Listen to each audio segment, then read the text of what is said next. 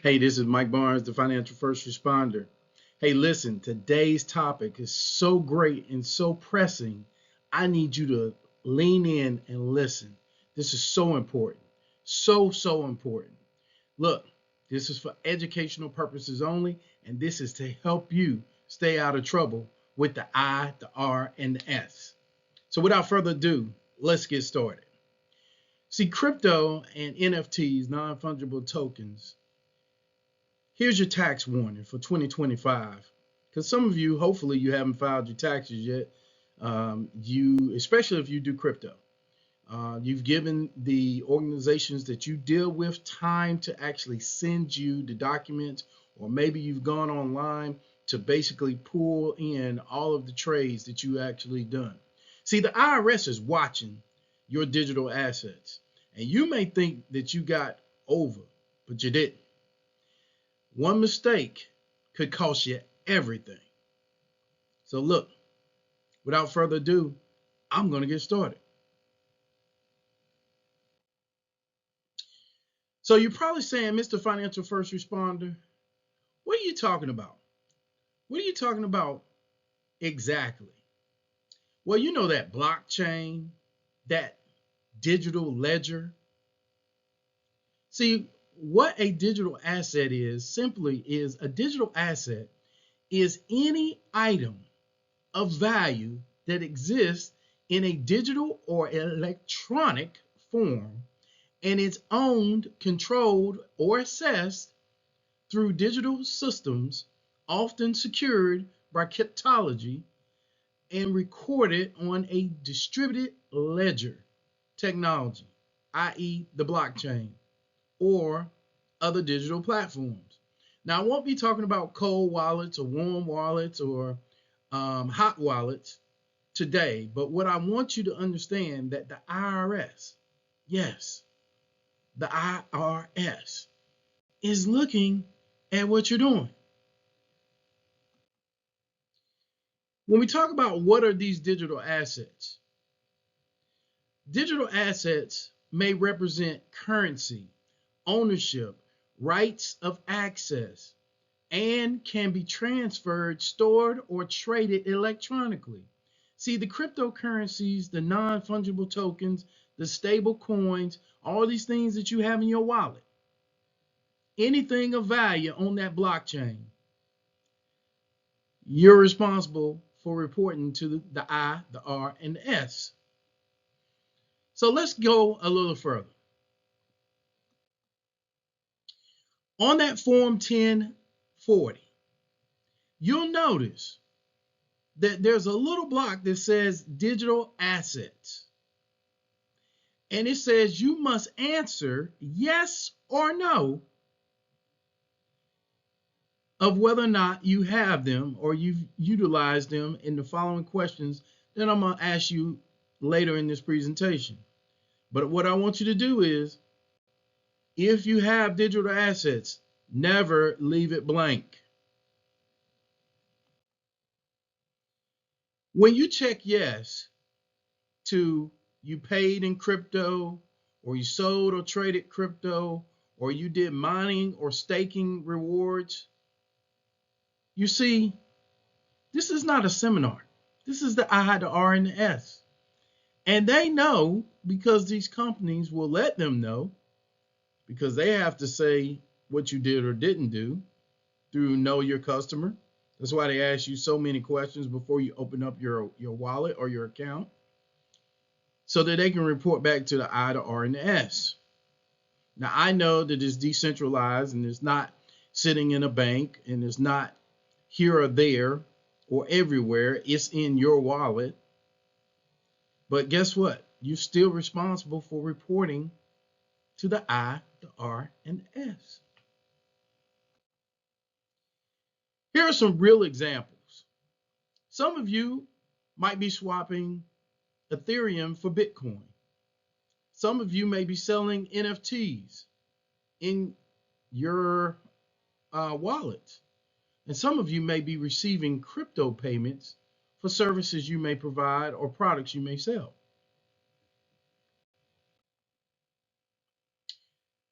You see, when you check no, It should only be because you were buying crypto or moving between your own wallet. Now, if you move in and out of your cold wallets to your warm wallet to your hot wallet, that's fine. But if you move to anyone else's wallet, meaning that you paid them or you received some money or some digital currency from someone that paid you, you better report it. You see, remember I talked about these brokers, right? They're going to file a form 1099-DA. And the IRS is going to receive your transaction data. And then they're going to be expecting, because they got a copy from, let's say, Coinbase or Gemini or some of the other well-known companies out there, crypto.com, whatever the platform is, they're going to be knowing that you move money on or off that platform and where it went to. Remember, it's a digital ledger. There's a reason for the blockchain. Now, we talk about capital gains reporting, and you would use Form 8949 or possibly report it on the Schedule D. Now, I'm giving you these IRS forms that you can go back and look up at your leisure. I'm not providing it because you can go to the irs.gov and get this information. But you'll notice that on 8949, it's line I, where it talks about digital assets. I've highlighted it here. If this is not what we call a clue, that the I, the R, and the S is looking at you, I don't know what else to tell you. Income reporting. See, crypto income equals ordinary income. Now, normally, when you have ordinary income, you normally get it from a job, you get a W-2, or it shows up on that Schedule C. So I want you to start thinking about if the IRS is really tracking you. It reminds me of a song, I always feel like somebody's watching me. And, oh. So I'm going to say to you like this. The I, the R, and the S are watching you. They are making sure that you know exactly if you're using crypto, that you are supposed to report it. See, here's some of the top mistakes. And I got to be a little comical with this. What did you do today? I made a mistake. I think you're making a huge mistake. I think you're making a huge mistake when you ignore documenting your trades, reporting the rewards that you get from staking, and leaving questions blank that you know that are true. We're not committing fraud here, people. We're telling the truth. That's how the system works, right? Alert, alert, alert. Digital assets alert. Form 709. Well, 709, line 21, digital assets must be disclosed on your Form 709, especially if you give a gift to a loved one or a family member, or you give it to an organization, charity. So you'll see here that on line 21, remember we talked about 21? And I put a little bit of yellow on it just so that you know that digital assets, it says, does any gift or other transfer reported on this Form 709 include digital assets or a financial interest in a digital assets? See instructions. See, guys, you may be required to do a 709 form, United States gift and or generation skipping transfer tax return. For some of you grandparents that want to give to your children's children. Final warning. Answer yes or no. The IRS enforcement is increasing. They are now hiring agents who understand how to read crypto, who understand how to actually do these returns. Now, I know some of you probably filed your tax return through TurboTax or one of these other online H&R Block or places like that. If you're using crypto, you might want to make sure that you document correctly. Or if you did it yourself, that you make sure you read or go back and do a correction on your tax return. Just saying. Me being honest.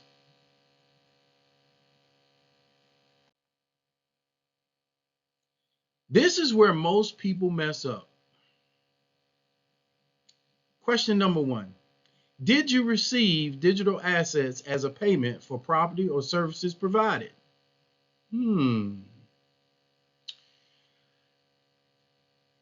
you receive digital assets as a result of a reward or award?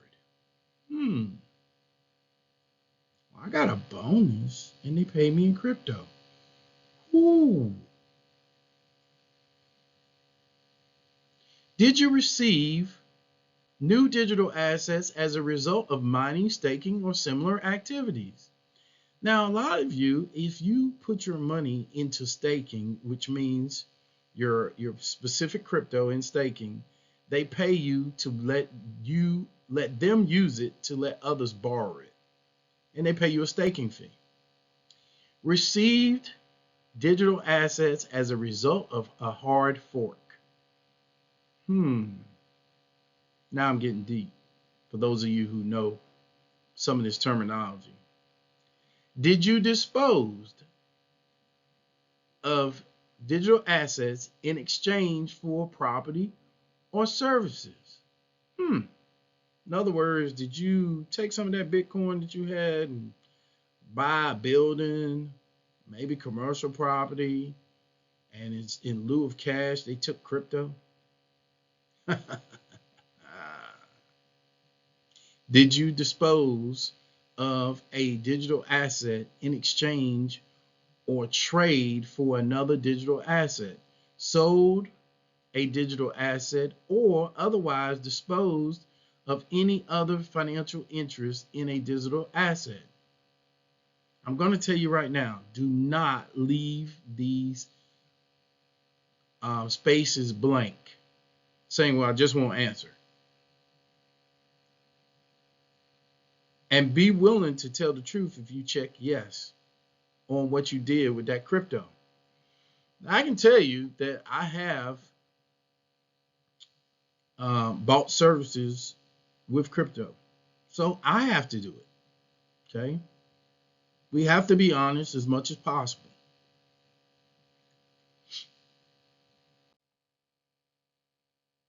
Now, in case you're confused on what the 1040 form looks like, I put a copy here and I even highlighted the area or circled it or made it red right here, right up there.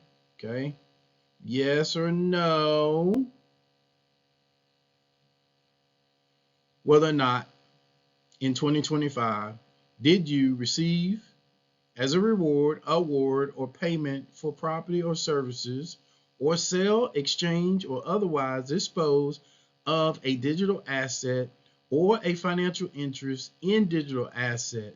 See instructions. The I, the R, and the S are telling you you must do this. Don't be the one that they catch out there. They're going to make a poster child out of somebody. Don't let it be you.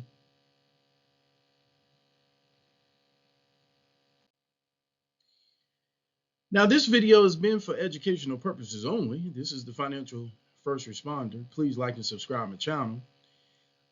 I would highly suggest that you join my financial positioning system, because for a small cost, this could save you financially. It would allow you to build some wealth and stay compliant in what you need to do. We do have people on hand that would help you as far as tax harvesting and things of that nature for those people that are in the higher tax brackets. But right here, right over there, yes, right over there, nope, right, yeah, Yep, right over there. You need to click the link below and sign up for the financial positioning system. Or if you have more questions or concerns, or you want to join the email group, click TrueNorthAdvisoryLLC.com. But the number one problem people have is they don't take action. And I just want you to be aware before April 15th gets here, especially for you people who don't file exactly as soon as you get your W-2s or your 1099s, I want you, especially if you own crypto, to do the right thing. Because it will only get worse if you don't. Look, this is Mike Barnes, the Financial First Responder. Please like and subscribe my channel. Go crypto, go crypto. Just understand that when you are self-regulating your finances, as I like to say, crypto, you're self-custodying your assets, and you're not allowing other people to help you do it, you want to make sure you do it the right way. That means you need to read, educate yourself, and get with people who can possibly help you long term. I am a member of the digital asset for financial professionals, the DAC FP. So it's a digital asset certificate for financial professionals. And I would suggest that you speak with someone like me, and let's see if we can help you be on the right path. Till we talk again, this is Mike Barnes, Financial First Responder. Please like and subscribe my channel. God bless, and have a great day.